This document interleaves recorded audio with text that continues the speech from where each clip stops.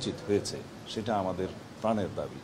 এবং যারা আহত হয়েছেন, যারা বিভিন্নভাবে ক্ষতিগ্রস্ত হয়েছেন, তাদেরকে বিভিন্নভাবে আইনি সুরক্ষা, সহযোগিতা এবং রাষ্ট্রীয়ভাবে সহযোগিতার প্রতিশ্রুতি তিনি যেমন দিয়েছেন, সারা জাতি দিয়েছে, আমরাও দিচ্ছি।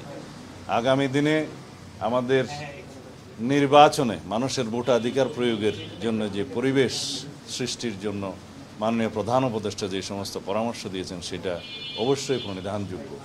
তিনি ঘোষণা দিয়েছেন নির্বাচন কমিশনের কাছে তিনি চিঠি পাঠাবেন আগামী 2026-এর ফেব্রুয়ারির প্রথমার্ধে, রমজান শুরু হওয়ার আগে নির্বাচন অনুষ্ঠানের জন্য নির্বাচন কমিশন যথাযথ ব্যবস্থা নেবেন।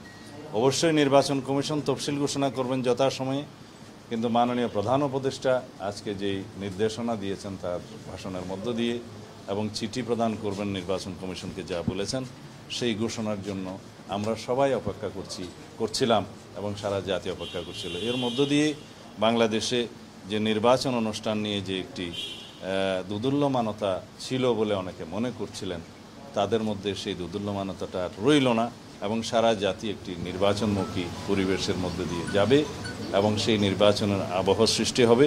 আগামী দিনের নির্বাচন ইনশাআল্লাহ সুষ্ঠু, নিরপেক্ষ, অবাধ এবং বিশ্বের মধ্যে সবচেয়ে প্রশংসিত একটি নির্বাচন অনুষ্ঠান হবে বলে আমরা আশা করি এবং সেই লক্ষ্যে সমগ্র জাতিকে এবং সমস্ত জনগণকে প্রস্তুতি নেওয়ার জন্য আমরা আমাদের পক্ষ থেকেও আহ্বান জানাচ্ছি। ধন্যবাদ। আপনারা বারবার বলছেন যে নির্বাচনের ঘোষণা দেওয়ার পর আর রাষ্ট্রের যে ভারসাম্য নিয়ে অন্যান্য সময় প্রশ্ন উঠছে, আজকের পর থেকে আসলে সেই সংকটটা কেটে গেল কিনা আইন শৃঙ্খলা বাহিনী বিশেষ করে? আমরা মনে করি এই ঘোষণার মধ্য দিয়ে রাষ্ট্রে রাজনৈতিক স্থিতিশীলতা আরও বেশি প্রতিষ্ঠিত হবে এবং কোনো রকমের কোনো অনিশ্চিত পরিবেশ বা ব্যবসা বাণিজ্য বিনিয়োগে আর থাকবে না।